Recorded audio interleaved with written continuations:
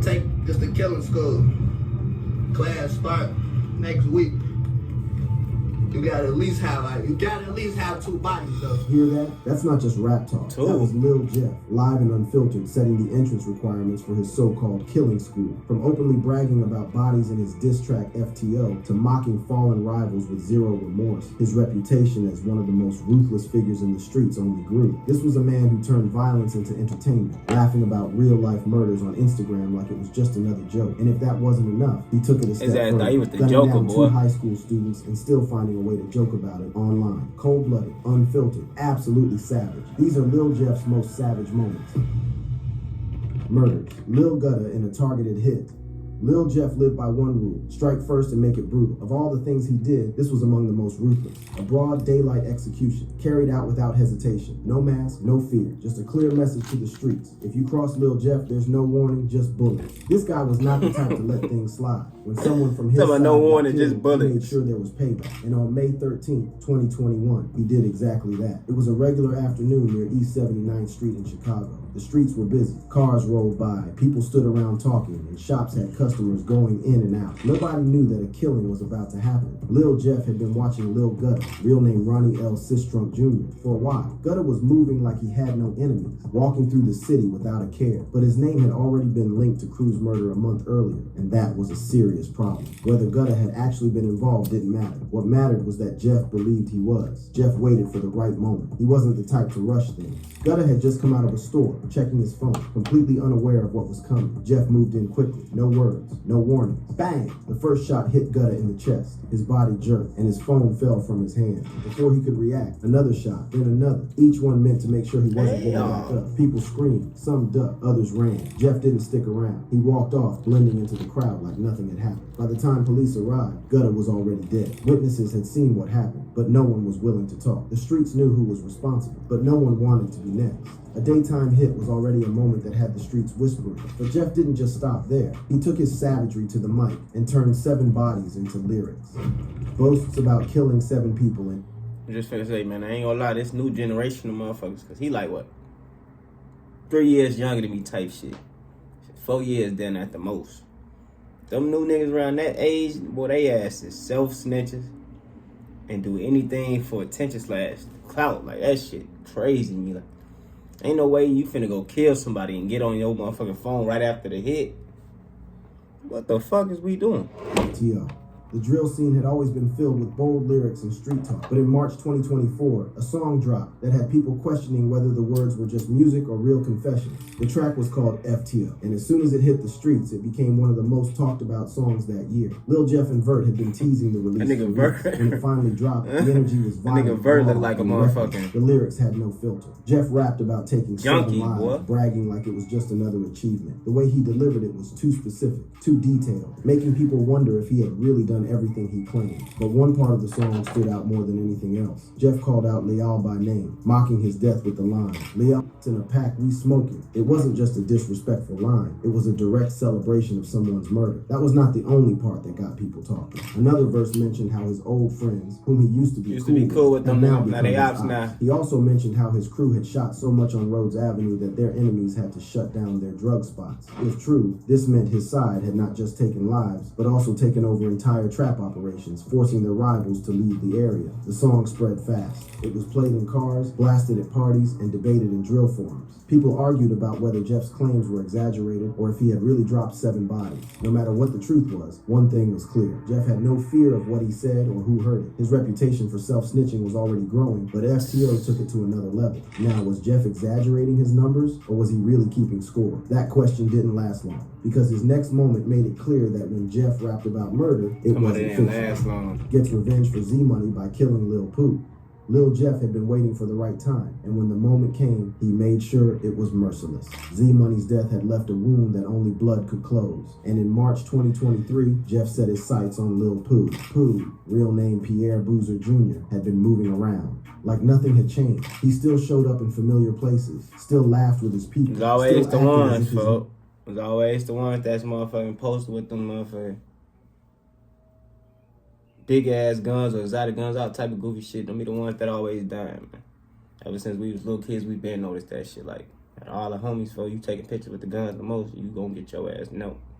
Name wasn't That's how the being universe whispered in the works, man. streets, but Jeff had already decided that Pooh wasn't going to see the summer. The plan was set in motion days before. Jeff didn't move sloppy. He didn't just roll up and start shooting. Instead, he let Pooh's own routine work against him. He sent word through mutuals, spreading talk that a certain block was safe again, knowing Pooh would hear it. Pooh took the bait, showing up like nothing was wrong. That night, the trap was set. Pooh pulled into the driveway of his home, the place he always returned to after a long day. He stepped out of his car, nodding at someone he recognized. The night was quiet, with only the distant hum of the city in the background. Everything seemed normal. Then the lights in the lot flickered. A small moment, barely noticeable. But in that second of distraction, a figure moved out of the shadows. The first shot hit Pooh's leg. He dropped to the ground, grabbing his knee, trying to crawl toward his home. He didn't make it. More shots followed, fast and unrelenting. The last one hit him in the back of the head, leaving him face down on the pavement. The car engine roared, tires screeched, and the shooter was gone. Witnesses stood frozen, and when the police arrived, nobody had seen a thing. But the streets knew. A year later, Jeff made sure the message was clear when he left a comment on an Instagram post about Pooh. Yeah, I gotta let the world know what I just did to him, y'all. We just killed him, headshot him, all that. Let me go post about it, so y'all niggas can know. Feel me? Because if I don't post about it, y'all don't know what the fuck just happened. Goofy ass consequences. niggas, Then came the leaked song, days before Jeff's own death. He rapped about hiding in the grass, waiting to strike, describing the exact way Pooh had been caught. After taking out Lil Pooh, most would have laid low. But Jeff, he wasn't done proving himself. His next moment came fast, and this time bullets were flying from a moving car. Orders a drive-by on Black. Lil Jeff had made a lot of enemies, and when things got serious, he did not hesitate to remove them. In March 2022, the streets started buzzing about a drive-by shooting in Chatham. The target was Roger Lewis, known as Black, a 33-year-old OG who had been well respected. 33, boy, in his old area. as hell. Black had been standing outside his house that evening. He was talking to Beefing with someone, 19 not or paying 20 attention olds. to the street, unaware that a car had been rolling by slowly. The people inside were watching him closely, waiting for the right moment. The driver kept steady, and the backseat window was slightly open. As the car crept closer, there was a brief pause. Then the sound of rapid gunfire filled the air. Black barely had time to react. He tried to turn, but bullets had already ripped through him. His body dropped near the sidewalk as the car sped off, disappearing down the street before anyone could get a good look at it. The neighborhood fell silent for a moment. A few people ducked inside their houses. Others peeked out, already knowing there was nothing they could do. By the time the police arrived, Black was gone. A month later, a man named Trayvon Dix was arrested in connection to the shooting. But even after his arrest, people kept talking. Many believed Jeff had ordered the hit. The tension between his crew and Black's people had been getting worse, and this felt like a move to settle things. Jeff never addressed the rumors, but he did what he always did. He let his music do the talking. A few weeks later, he dropped a song with lyrics that made people wonder. He mentioned how some older guys think they run things until they get caught standing outside at the wrong time. A drive-by was already a wild moment, but Jeff had a habit of outdoing himself. When two bodies dropped on the same night, the streets knew. This wasn't just war, it was domination. Hats on the floor. Orchestrates of double murder. Lil Jeff had been involved in a lot of street violence, but November 1st, 2023 stood out as one of his most ruthless moments. Two people lost their lives that night in what many believed was a planned execution. The targets were Denardo Buford, known as Lil Deuce, and Desiree McGee, known as D-Money. The two friends had been sitting in a parked car on South Dorchester Avenue, probably thinking it was just another night. They might have been talking, scrolling through their phones, or just passing time. As a female, man, y'all gotta watch who the fuck y'all hang with as these niggas, man. Y'all can't be with no goofies or no goofies that's in this beef shit, cause them bullets get to flying, motherfucker don't got no name, boy. Y'all ass better be motherfucking smart. They had no idea they were being watched. A black SUV had been circling the area. It passed by once, then again, moving slowly. No one inside the car made any sudden move. They were waiting for the right moment. Then it happened. The SUV stopped a few feet away. The door swung open, and before anyone could react, gunmen stepped out and opened fire. Glass shattered, bullets ripped through metal and flesh. Little Deuce and D-Money never had a chance to escape. The attack was over in seconds, but the damage was done. By the time the shooters got back into the SUV and sped off, both victims were critically wounded. They were rushed to the University of Chicago Medical Center, but it was too late. Neither of them survived. The police arrived quickly, finding multiple shell casings scattered around the scene. But as always, no one was willing to talk. The case remained open, and no charges were ever filed against Jeff. Still, the streets had their own way of confirming things. In March 2024, Jeff posted a cryptic Instagram story. It was simple, just a few emojis, but they really don't be giving no fuck about no murders unless your ass keep ringing. Or you just motherfucking do it too motherfucking obvious and slow. But I ain't gonna lie, these boys are motherfucking catching a body and posting that shit like, getting on live right after with the mask on, folks. So it's like they were just waiting to catch their ass. They really on Thursday. They was just letting their ass keep dropping other niggas who they weren't even trying to catch, but they had to catch. If you get what I mean, you get what I mean. People knew what it meant. The message seemed to be a list of names, and one of them was clearly linked to D-Money's murder. You'd think after a double murder, Jeff would want to keep quiet. But no, his next moment was in the studio, rapping about his victims with details only the killer could know. Admits to murder in his song, Ah. By early 2024, Lil Jeff's name was already tied to countless street rumors. But when he dropped Ah in February, the conversation took a turn. It wasn't just another drill track full of threats and tough talk. This one felt like a confession. The beat was dark, the flow was aggressive, but it was the lyrics that made people stop and listen. In one chilling line, Jeff described a victim screaming before taking his last breath. The way he rapped it, like he was reliving the moment, made people immediately connect it to the murders of Monty and Lil Rob. The way he remembered how the two were killed, the details were too accurate to ignore. Monty had been left gasping for air on the sidewalk, and Lil Rob's final moments were eerily similar to what Jeff was rapping about. Within hours of its release, the internet caught fire. Reddit threads were filled with people breaking down the lyrics and matching them to real-life events. Drill forums argued over whether Jeff was bragging or setting himself up for trouble. Some fans defended him, saying he was just telling a story, but others believed he had done what many rappers before him had been accused of, self-snitching. This wasn't the first time Jeff had been suspected of putting real murders into his songs, but took things to another level. It wasn't just about who got hit or where it happened. This time, it was about how they died, what they said in their last seconds, and how Jeff felt watching it happen. He never responded to the accusations. He never clarified the meaning, but he didn't have to. The damage was already done. Rapping about bodies is one thing, but saying it lived, that's a moment only someone who truly doesn't fear death would create. And Jeff, he laughed while updating his body count. Updates his body count to 10 on Instagram Live.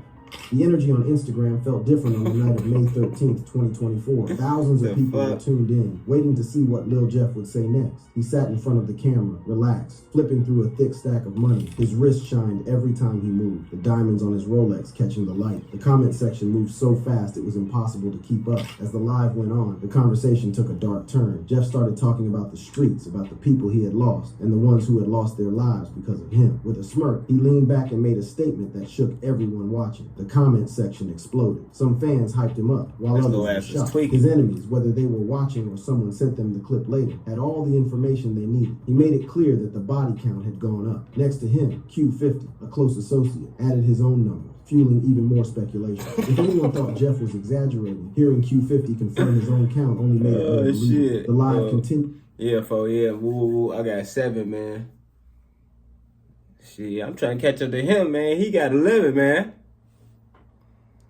These niggas, I ain't gonna say with that. Jeff taunting his rivals, daring them to respond. These niggas telling on themselves. They ask me help, man. He had just admitted. It didn't take long for the clip to spread. Reddit forums, drill pages, and even law enforcement were all talking about it. People debated if he was being serious or if it was all for attention. But those who knew how the streets worked believed every word. This moment made him a bigger target, not just for the police, but for the people he had been calling out. It was one thing to move in silence, but going on live and saying it out loud, that was something else. If claiming 10 bodies wasn't insane enough, Jeff's next moment had people shaking their heads. Not only did he kill, but he demanded the same from anyone who wanted to roll with him. Brags about his killing school requirement. In early February 2024, Lil Jeff's Instagram post had the city talking. He said he was going to start a killing school, and the requirement was a minimum of 2 bodies. I'm taking just a killing school. Minimum of 2 bodies. That is crazy, man. You gotta at least have 2 bodies. Ain't coming with you ain't got I can't work with no beginners. But that's not all. The post started with a message about his enemies, accusing them of taking out innocent people instead of handling real street business. It was a direct shot at those who had been speaking on his name. But what really caught people's attention was the photo that came with it. Jeff had a fresh tattoo, 10 teardrops inked onto his skin. The streets already understood what that meant. Each teardrop was a body, a life taken. Some people even speculated that 2 of them were for Lil Rob and Monty, 2 names connected to past murders. As if that wasn't enough, he lined up a series of emojis in the caption, carefully placed in a way that seemed to match 10 victims. The message was clear, but not direct enough to be a confession. Jeff knew how to say a lot without saying too much. His close associate, Q50, didn't let the moment pass. He followed up with his own post, updating his body count to 8. If anyone had doubts about Jeff's claims, hearing Q50 confirm his own numbers only made it feel more real. The conversation around the They call Grand Reaper, they call Q50 Grand Reaper motherfucker in the rap. But was he really? Jeff had already made the original chain snatcher, folks. cryptic message that looked He like a snatching list y'all of niggas victims. chains left It and became right. I a don't know moment how when y'all Lil getting Jeff caught like posts a cryptic message listing his victims. trying to be Lil buddy Jeff buddy with was known everybody, for man. stirring controversy, but in April 2024, he took things to another level. Instead of making a direct statement, he dropped a post that had the whole city talking. The post contained lyrics from an unreleased King Von song, but what really caught people's attention was what came after. Below the lyrics, Jeff added 10 emojis. At first it looked random, but the streets quickly started putting the pieces together. One emoji stood out more than the rest, a woman's hat. It did not take long for fans to link it to D-Money, a known name in street circles. People believed it was a coded reference to his Damn, favorite her ass victim, a ugly. slick way of saying he That was look like a responsible Komodo for the murder dragon. without What the actually fuck was saying it. that? The conversation spread fast. Was this a body count? Was he listing his victims? Some thought it was a way to taunt his enemies. Others called it another case of self-snitching, something Jeff had already been accused of multiple times. Despite the backlash, Jeff gotta refused to self-snitch. take the post down. He If never they don't explained snitch on its meaning, theyself, never who know that corrected they the did it? speculation. Instead, he let And if people who know- argue and nobody debate, know who watching they- as his you feel name me? spread even further. Nobody know what the fuck knew if happened. emojis really represented They not Jeff savage, Jeff. folks. Thing was clear. That's Jeff how they wanted is in people they to keep head, guessing, man. and he made sure they never stopped talking. Some killers leave evidence behind by accident. Jeff, he turned it into a moment. On Flaunting purpose. stolen He leave watches that and shit back bloody on purpose. hands, he wasn't just sending a message, he was mocking the dead. Taunts ops with stolen watches and bloody hands. Social media had always been a tool for Lil Jeff, but in early 2024, he used it to send a message that had everyone watching. This time, it wasn't a song, a cryptic caption, or a live stream. It was a set of pictures that spoke louder than words. The first image showed two expensive watches, both sitting on his wrist. The brands were easy to recognize, the kind of jewelry that only a few people in the city could afford. But it wasn't about the price. It was about who they belonged to. Word spread fast that they had been stolen from 6,300 Breado, a known rival. Jeff didn't just take them, he posted them for the world to see, making sure Breado and his people felt the disrespect. The second image was even worse. His hands were covered in blood. Nobody needed an explanation. The meaning was clear. He was claiming to have done something violent, something that took him to a different level in the streets. Whether it was a real confession or just a way to boost his image, the message was the same. He wanted his enemies to know he wasn't done. People immediately connected this to something deeper. Months earlier, Jeff had been robbed by BKN members, an incident that had been laughed about on social media. Some saw this as his way of getting revenge, letting them know he had taken something back. The pictures fueled the fire between him and his rivals, making it clear that the situation was far from over. It wasn't just about the stolen watches, it was about power, and Jeff wanted everyone to know he was still in control. If there was ever a moment that showed Jeff was living without limits, it was this. Sniffing perks on camera, slurring words, laughing about murder. He wasn't hiding anything Straight anymore. junkie too, Sniffed man. Percocet during an interview.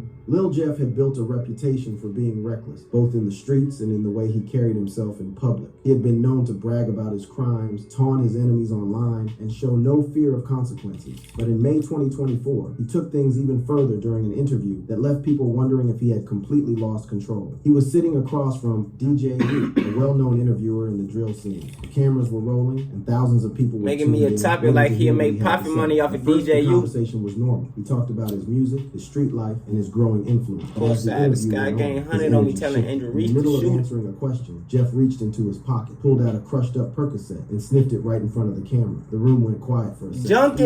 DJ U, who had seen plenty of wild interviews, looked caught off guard. Jeff leaned back and laughed. Q50, sitting beside him, chuckled as well, hyping up the moment. Jeff then compared himself to Tony Montana, the infamous drug lord from hell Scarface, as if he was living out a scene from the movie. As the interview continued, his words started to slur. He mumbled about his body count, joking about the people he had allegedly killed. Some thought he was putting on an act, but others saw it as a sign that he was spiraling out of control. When the clip hit social media, it spread fast. Some fans hyped him up, but many criticized him, saying he had taken things too far. The moment became another example of Jeff's reckless and unpredictable nature. Jeff had already given the world plenty of disturbing moments, but this, laughing about two murdered high schoolers, this was proof. He wasn't just reckless, he was heartless.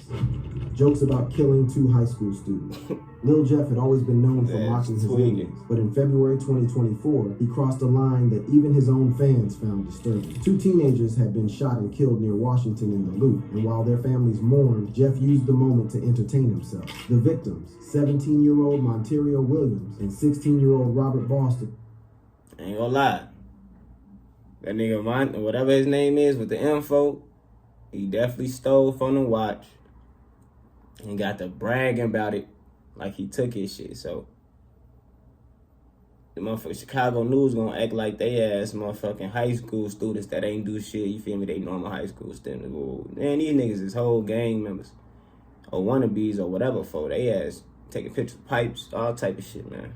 were still being talked about on the news when Jeff made his post. It was a simple picture, but the message behind it was dark. He was sitting back holding up 2 blunts, smoke curling around his face. The caption was vague, but people didn't need an explanation. They already knew what he was referring to, and the timing of the post made it even more obvious. Within minutes, his comment section exploded. Some laughed, understanding what he was implying. Others were disgusted, calling him out for being heartless. The post started circulating on drill pages and Twitter, with people debating if it was a coincidence or if he was claiming responsibility for the killing. Some people even compared it to past incidents where rappers had hinted at real-life crimes through their social media posts. Jeff saw the backlash but didn't care. Instead of deleting the post, he kept making reckless statements, making it clear he was not worried about what anyone thought. He had been accused of self-snitching before, but this time it felt different. The way he casually joked about 2 teenagers losing their lives made it seem like he had no limits. The families of the victims spoke out, expressing their pain and anger. Community leaders called for action, saying this was proof of how drill culture was getting out of control. But Jeff continued posting, refusing to show any remorse. Whether he was truly involved or not, the damage was done. The post became one of the most disturbing moments of his career, adding to the long list of reasons why people saw him as one of the most reckless figures in the drill scene. For years, Jeff had created savage moments at the They say expense bird of ass others. be But smell on like June 8th, shit. 2024, his final moment came when he ran into a house. Smell and like never came straight back out ass, alive. man. Chases an op into a house, then gets gunned down.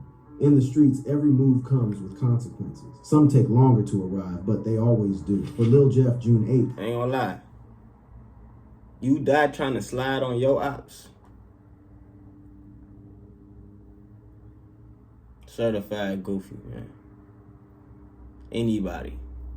How you die trying to slide and kill people? Shit fucked up, boy.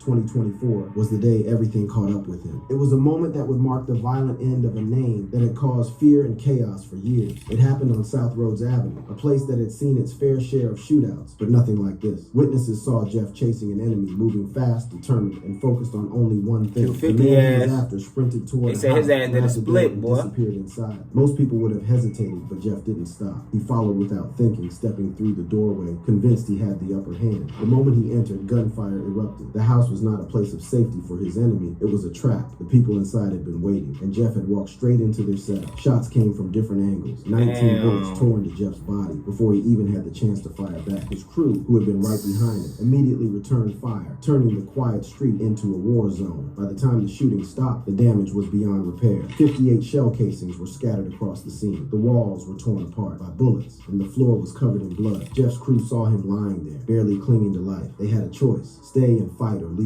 They chose to run. By the time the police arrived, the house was empty. The ones who had set the trap had disappeared. Lil Jeff was gone too. His story ended the same way he had lived, surrounded by gunfire, with no second chances. Thank you for watching. If you enjoyed watching this Shit video, crazy, click on one of man. the box. Y'all, please don't be no motherfucking crash out like that, fool. Have a reason if you're gonna be on that type of time. And take your ass to the army and get paid for that shit. Like, this shit slow as hell, man. Y'all be prayed up. Y'all stay dangerous, man. And don't be no goofy, fool.